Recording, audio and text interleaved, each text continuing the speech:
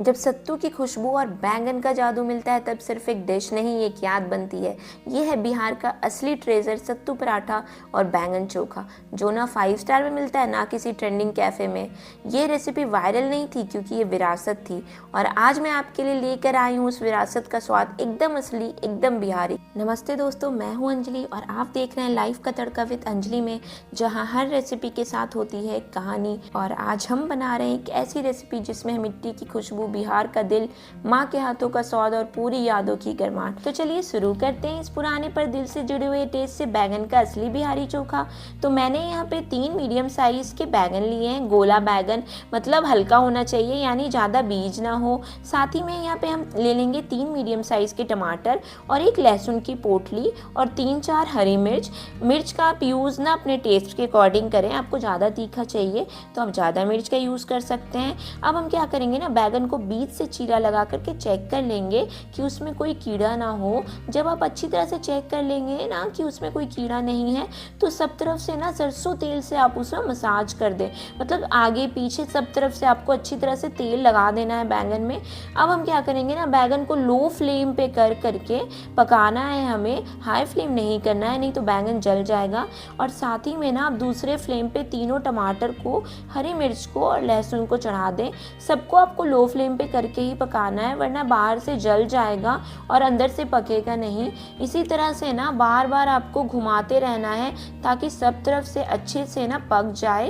ये जली हुई स्किन ही उस स्मोकी फ्लेवर का राज होती है, इसीलिए आपको इसे अच्छी तरह से घुमा घुमा करके पका लेना है। इसको पकाने में लगभग आपको 20 से 25 मिनट लग जाएंगे। जब तक सारी चीज़ें पक रही हैं ना, मैं यहाँ पे आटा को गूंथ के तैयार कर लेती हूँ। सत्तू पराठा बनाने का पहला और सबसे बेसिक स्टेप है आटा गूंथना।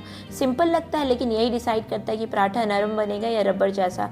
एक बड़े परात में ना आप आटा ले लीजिए, जितना आप चाहें, मतलब जितना आपको पराठा बनाना है उसके अकॉर्डिंग आप आटा ले लीजिए और 2 चम्मच देसी घी डाल दीजिए। इससे ना पराठा बहुत ही सॉफ्ट बन के तैयार होगा। अब पानी डालना शुरू कीजिए, लेकिन धीरे धीरे हाथ से मिलाते हुए थोड़ा थोड़ा पानी डालते जाइए।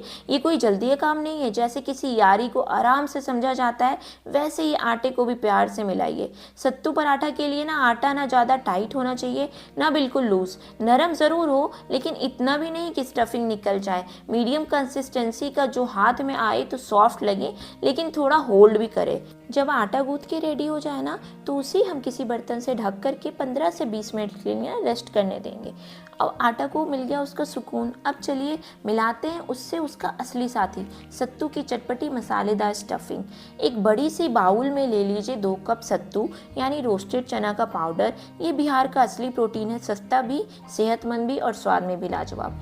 और यहाँ पे मैंने 2 मीडियम साइज के प्याज को अच्छी तरह से फाइनली चॉप कर लिया था।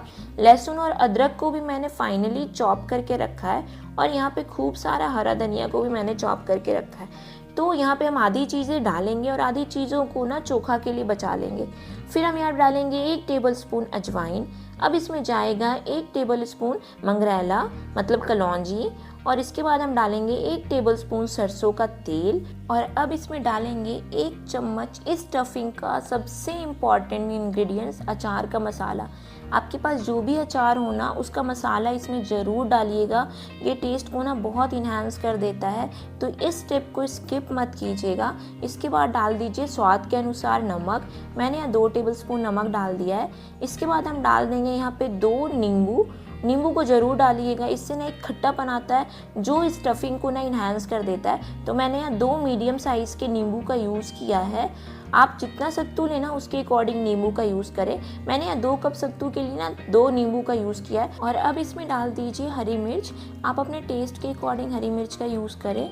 और अब सब कुछ अच्छी तरह से मिलाइए, लेकिन हाथों से। हर मसाले का स्वाद एक दूसरे में घुलना चाहिए। और अगर स्टफिंग थोड़ी ड्राई लगे ना, तो 1-2 चम्मच पानी डाल सकते हैं, बस इतना ही कि ये स्टफिंग बंद हो जाए, चिपकने लगे। आप मुट्ठी बांध के देखिए, स्टफिंग अगर बंद हो रही है ना, मतलब ये परफेक्ट रेडी है आपके सत्तू पराठा बनाने के लिए। अब बारी है चोखा बनाने की। तो मैंने यहाँ भुने हुए बैंगन, टमाटर, आलू, मिर्च और लहसुन को एक प्लेट में निकाल लिया था। आलू को ना मैंने बॉईल कर लिया था और फिर उसे आग पे थोड़ा थोड़ा पका लिया था, इससे टेस्ट ना इन्हांस हो जाता है। बैगन के बाहर हमने सरसों तेल से मसाज किया था ना, इसीलिए बैगन का छिलका आपका ईजिली निकल जाएगा। अब बैगन का छिलका हटाएं, लहसुन और टमाटर भी छील कर, सब कुछ एक तरफ छील कर आप एक कटोरी में डालें और इसे ना हमें हाथों की मदद से अच्छी तरह से कुचलना है, मतलब मिक्सर से नहीं, सिर्फ हाथ से। ये चोखा है, चटनी नहीं है। अगर आप चोखा बनाना चाहते हैं ना तो हाथों की मदद से इन सारी चीज़ों के छिलके को निकाल करके अच्छी तरह से ना मैश कर लीजिए। और अब हम इसमें डाल देंगे एक मीडियम साइज़ के फाइनली चॉप प्याज जो हमने बचा करके रखा था ना, और हरा धनिया। और अब इन सारी चीज़ों को मिलाने के बाद हम इसमें डाल देंगे नमक स्वाद के अनुसार, और इन सारी चीज़ों को ना हमें मैशर की हेल्प से थोड़ा सा चला लेना है। उसके बाद हाथों से इसे मिलाना है और बस आपका असली प्योर बिहारी स्टाइल बैगन का चोखा तैयार हो जाएगा। और सबसे खास बात, जब सारी चीज़ें मिला लेना तो इसमें हम डालेंगे 1 चम्मच कच्चा सरसों का तेल। हाँ, कच्चा तेल ही इस चोखे की जान है, इसका वो कड़क फ्लेवर ही बिहार की पहचान है। कोई गरम मसाला नहीं, कोई तड़का नहीं, सिर्फ भुना कुचला और कच्चे तेल का जादू, बिल्कुल वैसे जैसे माँ बनाया करती। आटा अब रेस्ट कर चुका है और स्टफिंग है तैयार। अब दोनों का मिलन होगा, पर एकदम संभल कर। आटे को ना 1 से 2 मिनट के लिए फिर से गूंथ लीजिए। अब आटे से ना एक मीडियम साइज़ का बॉल लीजिए और उसे अच्छी तरह से गोल कर लीजिए, थोड़ा सा सूखा आटा मिलाकर। और अब बीच में अंगूठा घुसा करके ना एक प्याला जैसा शेप बना लीजिए, मतलब एक कटोरी जैसा। अब इस कटोरी में ना 2 से 3 चम्मच स्टफिंग भरना है, ना ज़्यादा ना कम, बस इतनी कि हर बाइट में स्वाद मिले। अब स्टफिंग को दबा दबा करना, हाथों से धीरे धीरे किनारे को उठाकर स्टफिंग को ढक लीजिए और फिर से गोल बनाइए, बिना स्टफिंग निकलने दिए। अब इस स्टफ्ड बॉल को ना हाथों की मदद से थोड़ा थोड़ा घुमा घुमा कर थोड़ा सा बेल लीजिए और इस स्टफ्ड बॉल को रखिए चकले पे, थोड़ा सा सूखा आटा डालिए और धीरे धीरे बेलना शुरू कीजिए। ना ज़्यादा दबाव, ना ज़्यादा जल्दी, वरना स्टफिंग ना बाहर आ जाएगी। गोल बेलिए, पराठा ना पतला हो ना मोटा हो, मीडियम ही बेस्ट होता है। तो इसमें अगर थोड़ा चिपकने लगे ना चकले पे तो थोड़ा थोड़ा आप ड्राई आटे का यूज़ कर सकते हैं और उसे ना थोड़ा थोड़ा उठा करके आप बेलते रहिए। मीडियम साइज़ के मीडियम थिकनेस के पराठे को बेल करके तैयार कर लीजिए। इसी तरह से आपको सारे पराठे को बेल करके तैयार कर लेना है। अब चलिए तवा की तरफ, गरम तवा पर रखिए ये बेला हुआ सत्तू पराठा। मीडियम फ्लेम पर पहले एक साइड को 30 से 40 सेकेंड तक सेक लीजिए। अभी फ्लेम को हाई मत कीजिएगा। जैसे ही नीचे से हल्की गोल्डन स्पॉट दिखे ना, पराठा को पलटिए। दूसरी साइड भी हल्का गोल्डन होने तक हमें सेकना है मीडियम फ्लेम पर। अब दोनों तरफ को हमें घी लगा लेना है और अब जब हम घी लगा लेंगे ना तो फ्लेम को कर देंगे हाई और एक तरफ को अच्छे से सेकेंगे।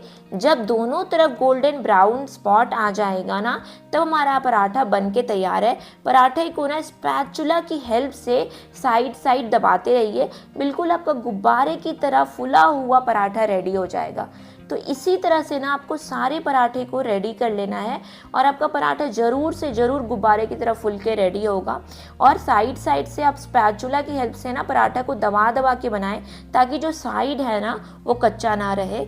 और बिल्कुल इसी तरह से ना आपको सारे पराठे को बना लेना है। जब पराठा और चोखा तैयार हो जाए तो ये सिर्फ एक प्लेट खाना नहीं होता, ये होता है बिहार का एक जिंदा इतिहास, एक याद, एक जज्बा, एक पहचान। सत्तू पराठा और बैगन का चोखा, इन दोनों का रिश्ता बिहार से बिल्कुल वैसा ही है जैसा दिल का धड़कन से, बेसिक, जरूरी और असली। सत्तू जो एक सिंपल चना से बनता है, बिहार के हर गांव के किचन का हीरो है। सस्ता है, सेहतमंद है और सबसे बड़ी बात, गरीबी के समय में भी ये था हर पेट भरने वाला सुपर फूड। और बैगन का चोखा, अरे ये तो बिहार की मिट्टी की खुशबू है। अंगीठी पर भुना हुआ बैगन, लहसुन, प्याज, नींबू, नमक, सब कुछ हाथों से मिला हुआ, ना मिक्सचर का झंझट, ना मसालों का ओवरलोड, बस असली स्वाद बिना फिल्टर के। आज भी बिहार के हर शादी, हर त्योहार, हर रिक्शा वाले की थाली में ये जोड़ी मिल जाएगी, क्योंकि ये सिर्फ खाना नहीं है, ये एक संस्कार है, ये एक स्मृति है। और जब आप घर पर सत्तू पराठा और बैगन चोखा बनाते हो तो सिर्फ एक रेसिपी नहीं बना रहे हो, आप बिहार का एक टुकड़ा जिंदा कर रहे हो अपने किचन में, अपने दिल में। तो दोस्तों, ये थी बिहार की और एक दिल से बनी कहानी, सत्तू पराठा और बैगन का चोखा। अगर आपको ये स्वाद भी पसंद आया और ये कहानी भी, तो वीडियो को लाइक ज़रूर कीजिए। और अगर आप भी चाहते हैं कि ऐसी ही पुरानी भूली बिसरी रेसिपी वापस जिंदा की जाए, तो चैनल को सब्सक्राइब करके इस सफ़र का हिस्सा बनिए। मिलते हैं अगले एपिसोड में एक नए स्वाद के साथ, तब तक के लिए बाय बाय।